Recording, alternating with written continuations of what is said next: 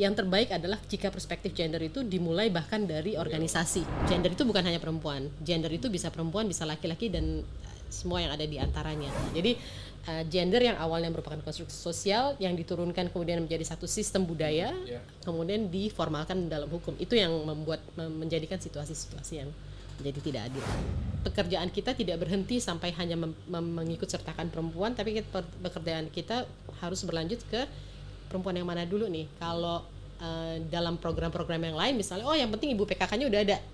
Tapi kita lupa bahwa ibu PKK itu adalah elit di desa. Jadi pelibatan masyarakat dari awal itu menjadi sangat penting, dan masyarakatnya masyarakat yang mana.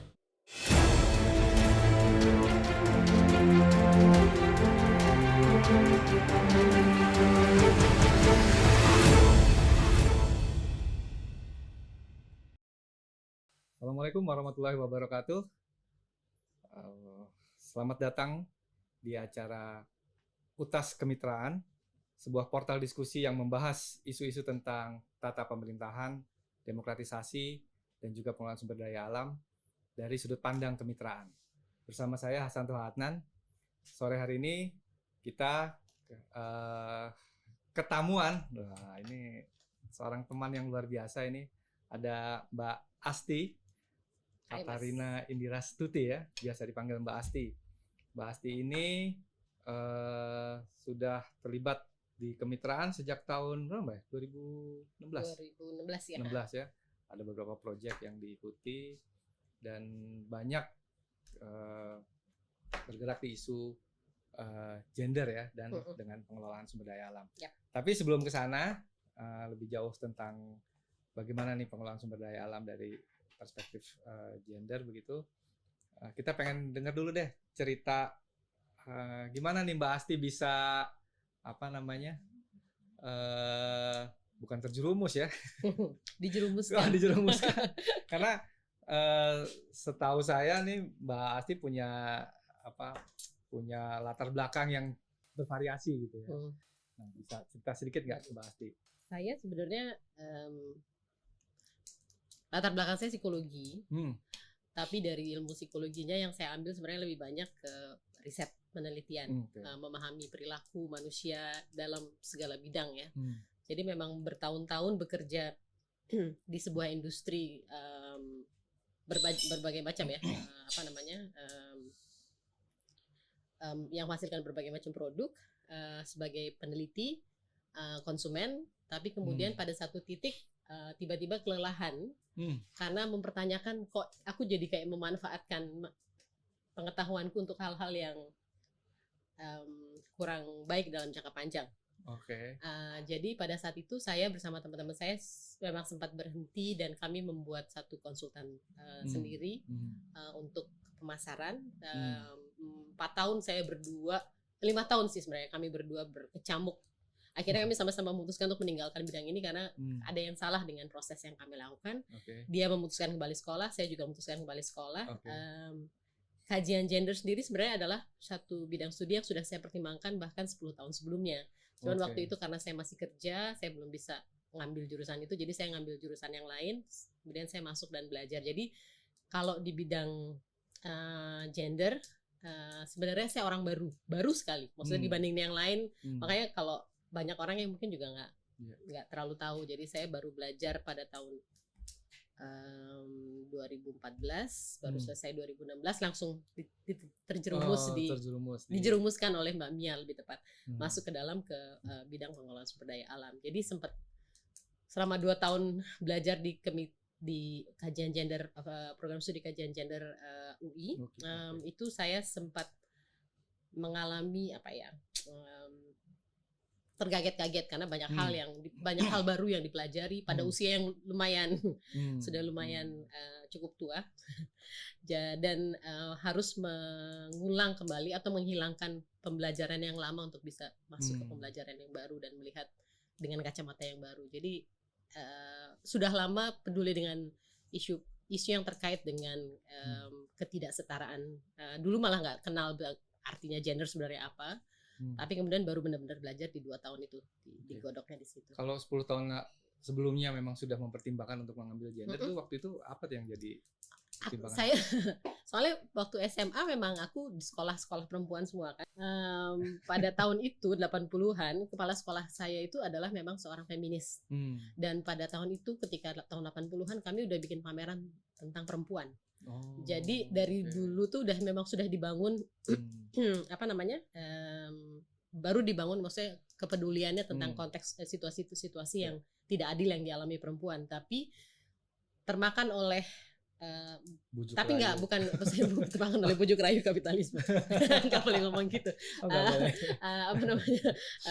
Tapi kemudian tidak dipupuk dengan baik ketika di universitas di S1 kemudian masuk pekerjaan ditenggelamkan oleh pekerjaan, tapi bibitnya itu sudah ada di dalam. Jadi waktu kemudian sesudah 15 tahun kerja aku memutuskan untuk balik lagi sekolah itu sempat mempertimbangkan itu karena minatnya ada ke situ, cuman baru kemudian 20 tahun kemudian baru mengambil pilihan 10 tahun dan mencuci otak sesudah itu agak sulit memang. Apa yang paling berat tuh Mbak ketika mencuci otaknya itu? Karena tiba-tiba kayak apa ya? Kayak diberi kayak hal yang sama dilihat dengan kacamata yang baru aja. Warna hijau ternyata nggak sehijau itu. Jadi semuanya harus berganti dan jadi kalau misalnya kita memainkan sekolah adalah urusan untuk mengembangkan kemampuan berpikir, kalau di kajian gender itu semuanya diasah. Kemampuan berpikir, kepekaan perasaan, semuanya. Jadi keseluruhan diri itu harus berubah, dan itu pun belum tentu aku juga sudah berubah 100% karena tentu saja masih ada nilai-nilai lama yang masih ada, tapi semuanya selalu coba untuk terus dibersihkan dan terus dipertajam. Nah kan kemudian Mbak Asti terlibat nih di beberapa program ya di kemitraan gitu ya dari tahun 2016, dan kebanyakan memang isunya adalah terkait dengan pengelolaan sumber daya alam. Kita pernah sama-sama misalnya di Sumba gitu ya, kemudian di Sulawesi Tenggara, sampai kemudian yang terakhir ini terkait dengan isu gambut gitu. Nah apa kira-kira yang bisa Mbak Asti lihat gitu ya, bagaimana nih aspek gender dalam pengelolaan sumber daya alam? Apakah gender itu sudah mainstreamkan gitu dalam pengelolaan sumber daya alam, atau ya mungkin masih seperti yang 20 tahun lalu Mbak Asti pikirkan gitu, ternyata masih seperti itu, atau seperti apa? Sebenarnya menurut aku hampir dalam semua program, sebenarnya nggak cuma di sini aja, sayangnya aspek gender itu masih banyak sekali diikutkan sebagai persyaratan dari diberikannya sebuah pendanaan. Itu aja sih. Jadi kadang-kadang suka terlambat masuknya, dalam arti ketika kita menyusun tujuan besar, ketika kita menyusun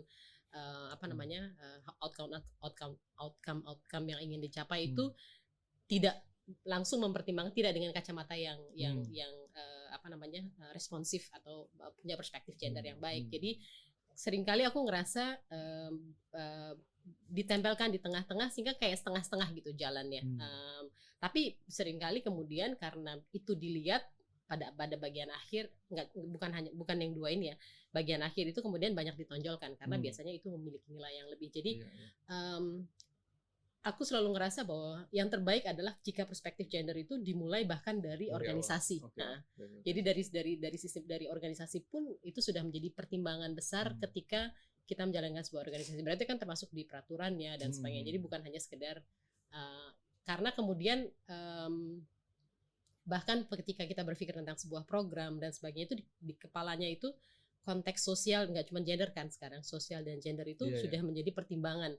Apakah misalnya pendanaan ini sesuai, dan kalau kita mau masuk apa yang harus dipertimbangkan terkait dengan konteks sosial dan gender yang ada. Nah, dalam banyak hal itu semuanya sudah rapi, kemudian aspek gendernya di mana, ditaruhnya di belakangan, padahal dari awal bahkan karena itu kan berpengaruh juga di bagaimana kita menyusun tujuan, bagaimana kita menyusun itu, dan bagaimana kemudian kita mempersiapkan pendanaan, yang pembagian dari pendanaan yang kita gunakan. Jadi bahkan sampai budgetingnya pun itu harus sudah dipersiapkan. Dan itu sayangnya sih cuma di situ aja.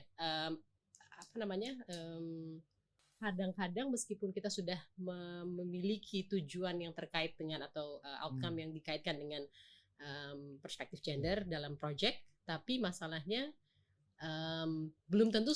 Yang kedua adalah, ini yang kedua ya, aku loncat-loncat.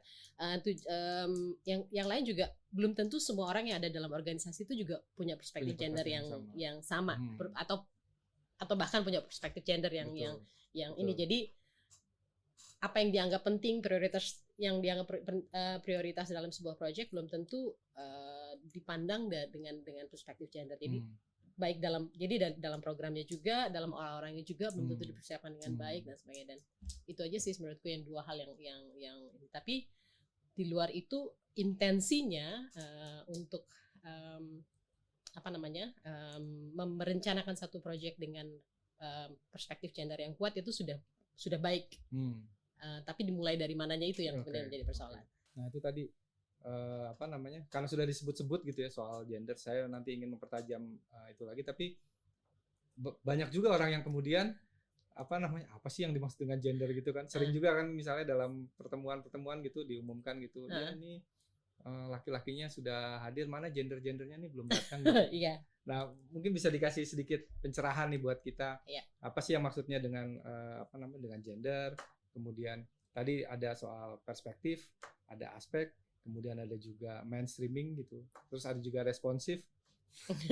Banyak ya banyak ternyata istilah-istilah yang suka diikut-sertakan dan justru akhirnya bukannya mempermudah kita untuk memahami, justru malah jadi membingungkan gitu. Okay. Sebenarnya kalau gender itu sebenarnya kan secara sederhana ya adalah segala karakteristik yang dilekatkan dengan jenis kelamin. Bisa maskulin, bisa feminin. Jadi jenis kelamin kan sebenarnya biologis, faktor biologis laki-laki dan perempuan. Nah, segala hal yang dikaitkan dengan itu, tapi sebenarnya tidak merupakan sesuatu yang dibawa. Jadi bukan biologis, itu bisa kita sebut sebagai gender. Baik itu peran, fungsi, ekspektasi, ekspresi, itu semua identitas, semua itu masuk ke dalam situ. Jadi dan itu dikonstruksi secara sosial. Gender itu bukan hanya perempuan. Gender itu bisa perempuan, bisa laki-laki dan semua yang ada di antaranya. Tapi memang jadi gini, dia itu terkait dengan jenis kelamin, tapi dia bukan jenis kelamin. Dan dia juga bukan perempuan, tapi dia dikaitkan dengan jenis kelamin tertentu dan dikonstruksi secara sosial. Gender itu juga karena kita bicara tentang peran, kita bicara tentang ekspresi, kita bicara tentang ekspektasi dan sebagainya. Itu kan diajarkan karena dia dikonstruksi secara sosial, diajarkan dari unit terkecil, keluarga, dari keluarga ke komunitas sampai akhirnya kemudian itu diturunkan dari generasi ke generasi sehingga menjadi satu sistem yang sulit untuk kemudian kita sulit mengatakan apakah ini sebenarnya adalah bawaan atau bukan, karena sebenarnya bukan. Jadi karena ini kan dikonstruksi secara sosial, karena dikonstruksi secara sosial harusnya bisa dirubah atau harusnya bisa bukan dirubah secara itu, diubah tapi diperbaiki agar dia bisa lebih setara sehingga kondisi yang adil itu bisa dicapai, bisa tercapai. Nah, yang menjadi persoalan juga adalah karena ketika gender itu kemudian masuk ke dalam sistem hukum sehingga sistem hukumnya menjadi berat sebelah. Kayak misalnya aku mau kasih contoh agak loncat ya. Misalnya ketika hukum mengatakan bahwa karena laki-laki adalah kepala keluarga, maka yang patut memperoleh potongan pajak karena dia menanggung keluarga hanya laki-laki. Bagaimana dengan perempuan yang menjadi kepala keluarga dan juga punya keluarga? Mengapa dia tidak boleh mendapatkan potongan pajak? Jadi ketika kemudian peran atau fungsi yang awalnya dikonstruksi secara sosial itu dimasukkan ke dalam hukum dan kemudian ada pihak-pihak yang dirugikan ketika karena perempuan akan selalu dianggap sebagai single meskipun dia sebenarnya adalah ibu dan dia sebenarnya adalah kepala keluarga karena dia menjadi pencari nafkah utama misalnya. Jadi gender yang awalnya merupakan konstruksi sosial yang diturunkan kemudian menjadi satu sistem budaya, kemudian diformalkan dalam hukum. Itu yang menjadikan situasi-situasi yang menjadi tidak adil. Dan kalau itu kita lihat dalam pengelolaan sumber daya alam, itu kira-kira pengalaman-pengalaman apa nih yang Mbak Asti pernah temukan begitu selama terlibat dalam program di kemitraan? Kalau yang menarik sebenarnya, saya selalu suka dengan Sumba karena saya selalu cinta dengan Sumba. Mas Anto juga pasti kita bolak-balik soalnya balik. Ini bukan Sumba. Ini juga Sumba. Kayak misalnya gini, dalam tatanan budaya Sumba misalnya, ketika ada pertemuan formal dan itu tuh biasanya laki-laki yang diundang, termasuk juga terkait dengan pengelolaan sumber daya alam. Padahal kita tahu betul ketika kita turun di lapangan bahwa yang mengelola sumber daya alam yang di sana adalah perempuan betul. Yang turun ke ke ladang-ladang mereka tuh perempuan. Sehingga ketika terjadi ketika kita ingin melakukan satu perubahan untuk memperbaiki pengelolaan sumber daya alamnya gitu, yang diundang laki-laki atau yang bisa datang laki-laki dengan berbagai macam alasan, padahal sebenarnya yang akan melakukan itu adalah perempuan. Nah, salah satu hal yang kemudian dengan ketika kita kita melakukan kegiatan di sana, satu hal yang baik adalah ketika kita mulai memetakan posisi perempuan di dalam pengelolaan sumber daya alam, dan kemudian perempuan mulai memperoleh akses untuk pengelolaan sumber daya alam, dan mereka juga memperoleh akses untuk berbagai macam, nggak hanya pendanaan, nggak hanya akses terhadap lahan, tapi juga akses terhadap pelatihan. Nah, pada saat itu kemudian perempuan juga bisa memiliki pengetahuan lebih untuk pengelolaan. Dan itu menurut aku meskipun pelan sekali dan tidak mudah, tapi kita sudah mulai ke arah sana. Jadi aku sih ngerasa itu sangat menarik ketika misalnya kita berjuang supaya kelompok perempuan bisa memperoleh hak pengelolaan hutan untuk perhutanan sosial, meskipun PR-nya masih banyak. Misalnya ini perempuan yang mana? Nah, itu kemudian kita masuk dengan yang istilah yang lain lagi, GESI. Inklusi sosial dan gender. Karena ternyata nggak semua perempuan, nggak semuanya sama. Ini perempuan yang mana nih? Kalau perempuan bangsawan dia udah punya akses terhadap lahan. Masalahnya perempuan dari kalangan Atta misalnya kalau di Sumba, apakah dia punya akses pada lahan? Jangankan perempuan, laki-laki aja nggak punya.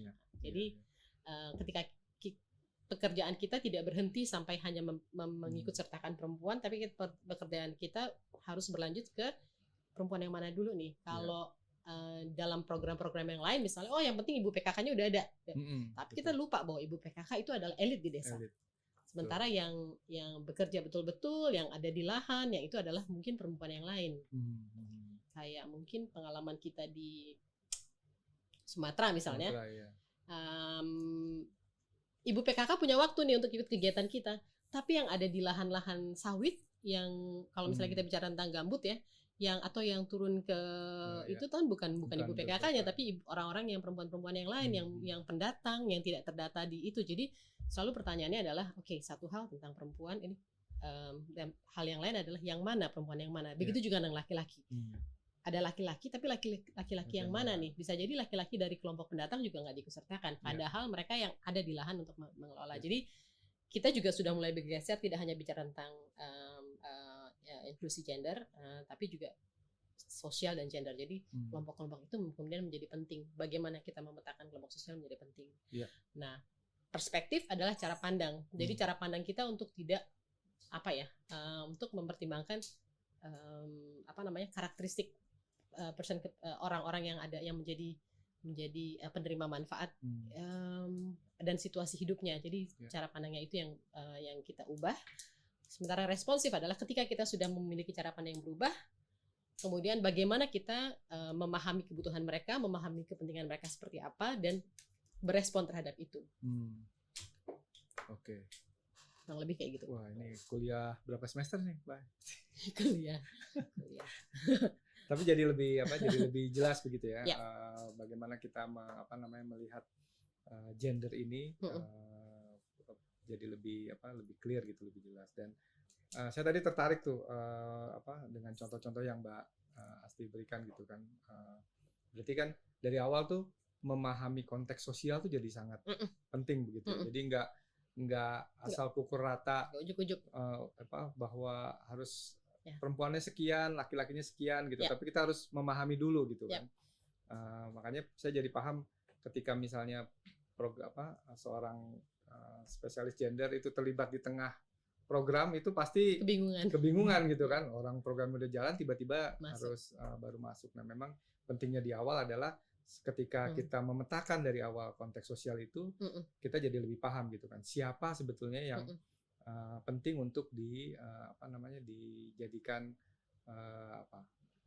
beneficiaries ya, penerima manfaat dari program kita gitu.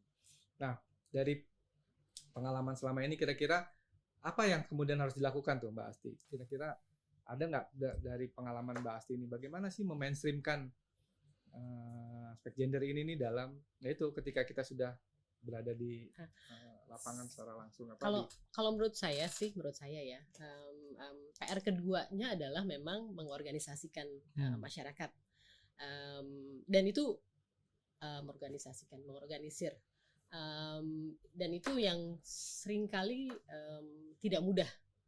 Karena berarti kan itu termasuk di dalamnya adalah melibatkan masyarakat dalam setiap langkah yang kita lakukan dalam proses pengembangan proyeknya itu sendiri, dan membuat mereka memiliki proyek itu, dan bukan ngomong proyek aja saya masih agak ragu, membuat mereka menjadi bagian yang aktif, bukan bagian yang pasif dalam kegiatan-kegiatan kita. Jadi kelompok itu pengorganisiran kelompok itu menjadi sangat penting. Dan makanya ketika kita sudah memetakan konteks sosial dan gender yang ada, menentukan siapa sih yang kritikal di dalam proses-proses, siapa sih orang-orang yang kritikal dalam proses-proses ini, terutama terkait dengan prioritas program kita atau prioritas proyek kita. Kemudian yang lain adalah bagaimana kita bisa memulai proses pengorganisiran kelompok-kelompok ini, sehingga mereka mengambil bagian yang aktif dalam langkah-langkah proyek. Termasuk misalnya dalam menentukan bagaimana tujuan itu bisa dicapai, termasuk juga misalnya, maksud saya yang selalu, terutama karena kita kan nggak mau tuh modelan tabrak lari ya. Oke, kita punya duit segini, kita bikin sesuatu kemudian kita pergi. Yang kita mau adalah itu akan berlanjut. Berarti dari awal pelibatan masyarakat dan pelibatan juga perwakilan dari kelompok-kelompok yang berbeda itu menjadi kritikal. Tapi berarti kan di awal PR-nya adalah bagaimana kita membangun kepercayaan sehingga mereka, yang pertama membangun kesadaran, yang kedua adalah membangun kepercayaan sehingga mereka mau membangun kepercayaan, membangun kesadaran, dan kemudian membangun kepercayaan dari diri mereka untuk mereka tahu bahwa mereka bisa membuat situasi ini berubah menjadi lebih baik. Jadi pelibatan masyarakat dari awal itu menjadi sangat penting, dan masyarakatnya masyarakat yang mana? Kembali lagi kita selalu ini. Jadi menurutku makanya kemudian yang menjadi sulit adalah ketika satu proyek itu menjadi terburu-buru, belum sempat ngapa-ngapain udah harus ada hasilnya. Bahkan memilih tanaman pun kalau bisa tanamannya 3 bulan supaya ketika dan kita pernah mengalami itu, dan apakah musim tanam berikutnya ditanam lagi, tanaman aja butuh waktu lama, apalagi manusia kan, manusia yang berakar dengan segala macam latar belakang. Jadi kita mesti membangun kepercayaan mereka, kemudian kita mesti membangun kesadaran, dan kemudian kita mesti membangun kepercayaan diri supaya mereka mau terlibat dalam proses ini. Karena kan satu kegiatan aktivisme itu bukan hal yang baru, dari bertahun-tahun yang lalu kan sudah dilakukan, tapi persoalannya kenapa sih nggak pernah berubah? Kenapa kita kembali lagi ke kondisi yang sama, kita mengulang lagi, bahkan kadang-kadang mengulang lagi tujuan yang sama. Pertanyaannya adalah seberapa jauh masyarakat itu sudah dibangun untuk menjadi sensitif terhadap situasi hidup mereka, sensitif terhadap konteks gender yang ada, sensitif terhadap berbagai macam ketidakadilan yang ada. Nah itu tersulit sih sebenarnya menurut aku, bahwa mereka menyadari bahwa ini adalah situasi yang tidak adil. Apalagi kita dianggap sebagai orang luar. Apalagi kalau misal desa komunitas itu sangat close system. Jadi membangun kepercayaan dan membuat mereka mau terlibat, dan bahkan kadang-kadang yang ideal seringkali buat saya adalah memiliki orang-orang desa atau orang-orang di daerah situ yang justru menjadi ujung tombak kita. Jadi bukan kita orang luar yang masuk, tapi orang-orang dari desa itu sendiri yang bangun dan menjadi ujung tombak, menjadi fasilitator kan, menjadi itu. Karena ketika kita pergi, mereka yang akan meneruskan cita-cita untuk perubahan ini kan. Maksudnya ketika kita pergi belum tentu mereka berubah, justru pekerjaannya mungkin baru mulai. Orang-orang itu kita temukan atau kita ciptakan? Orang-orang itu ada susah ya pertanyaannya. Menurutku sih dua-duanya. Jadi kita menemukan orang-orang yang memiliki potensi untuk ke situ, tapi pasti harus ada penguatan, harus ada pengembangan kapasitas dan sebagainya. Tapi memang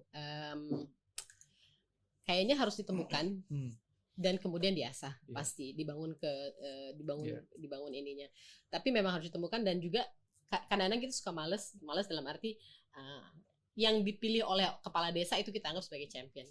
Padahal kan masalahnya adalah pengenalan dibutuhkan untuk tahu siapa sih yang sebenarnya champion, karena champion itu yang pertama bisa saja memang orangnya sudah kuat, maksudnya dia memang sudah banyak mempengaruhi, tapi bisa saja dia memiliki pengetahuan yang banyak tentang kita juga banyak belajar kan bahwa ternyata orang-orang yang punya pengetahuan yang banyak belum tentu adalah orang-orang yang ada di desa, misalnya tentang gambut misalnya, atau tentang pertanian atau tentang itu. Jadi seringkali mesti ditemukan. Tapi biasanya sih kalau aku ngerasa kalau orang-orang lapangan mungkin sudah bisa membaca dari minat, dari keberaniannya untuk tapi mesti dibayangkan bahwa ini bukan selalu kondisi yang ideal untuk bisa menemukan mereka dengan mudah. Terutama kalau kita bicara ke kelompok perempuan yang sudah selama bertahun-tahun, katakanlah di Sumba, sudah selama bertahun-tahun tuh memang tidak pernah dipedulikan.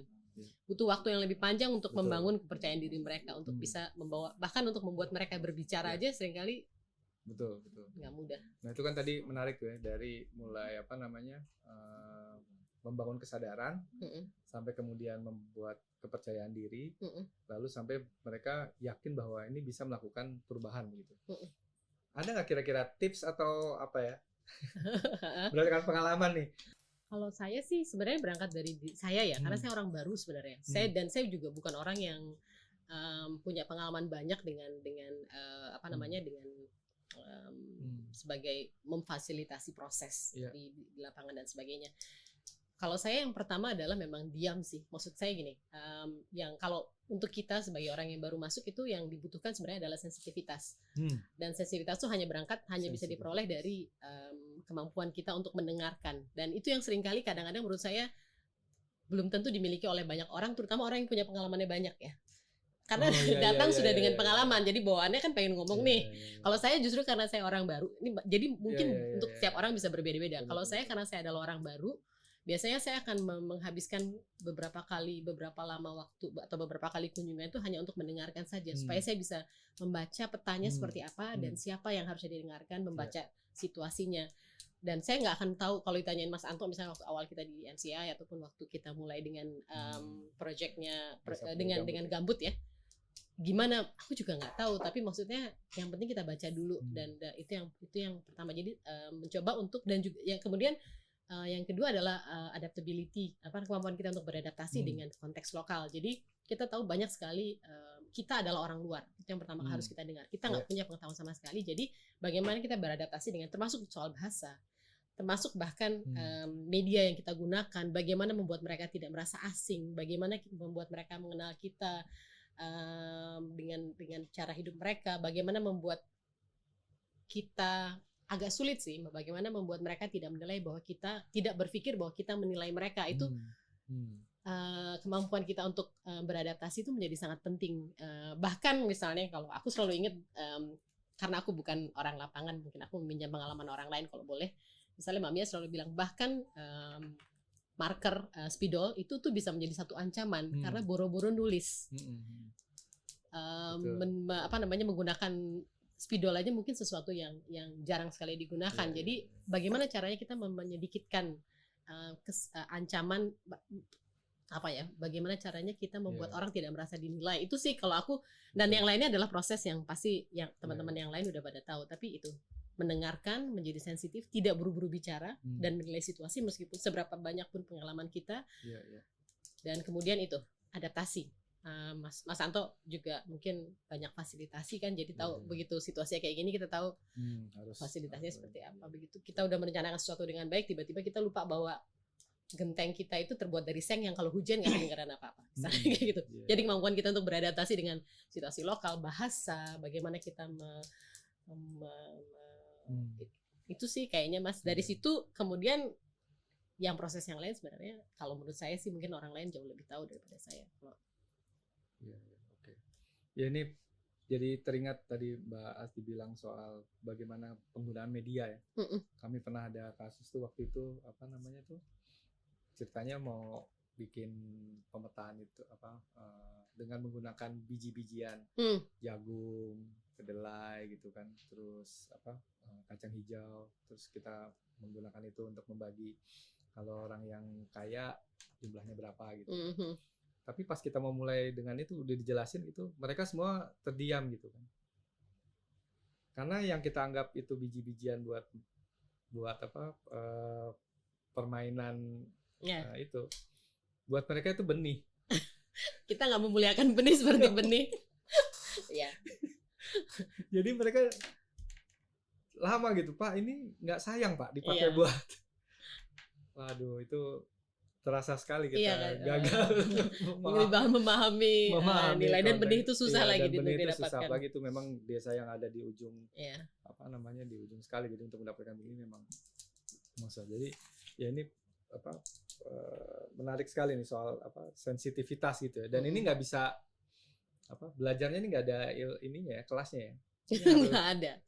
Nggak ada sih. Nggak tahu. Ada kali ya, saya juga nggak tahu. Ada kuliahnya sensitivitas gender kalau dulu 1 bulan, sekarang 2 minggu. Enggak deh. Oh, ini ada di apa di ada. Okay. Tapi maksudnya sensitivitas itu kan sesuatu yang dilatih, karena kan nggak cuma ketika kita ada dalam project, tapi juga dalam setiap situasi kan kita punya tingkat sensitivitas yang berbeda-beda. Gimana kita membaca situasi. Sebaiknya harus dimulai itu adalah membangun kesetaraan paling nggak di kelompok terkecil mereka, di lingkungan keluarga. Kita nggak bisa mengotak-otakan pemberdayaan perempuan hanya di pemberdayaan ekonomi misalnya. Yang sering kali kita terjebak adalah, kalau misalnya kita udah bikin kelompok usaha perempuan, itu berarti kita sudah melakukan pemberdayaan. Belum. Karena pemberdayaan itu artinya adalah kita bisa mendorong perempuan-perempuan itu untuk menyelesaikan masalah mereka di dalam bidang apa. Di mana laki-laki dan perempuan itu terlibat dalam setiap proses, itu menjadi kunci untuk bisa mengarus utamakan gender di dalam pertimbangan-pertimbangan kita. Karena peraturan Undang-Undang Perkawinan tahun 1974 belum dirubah sampai sekarang yang mengatakan bahwa laki-laki adalah kepala keluarga.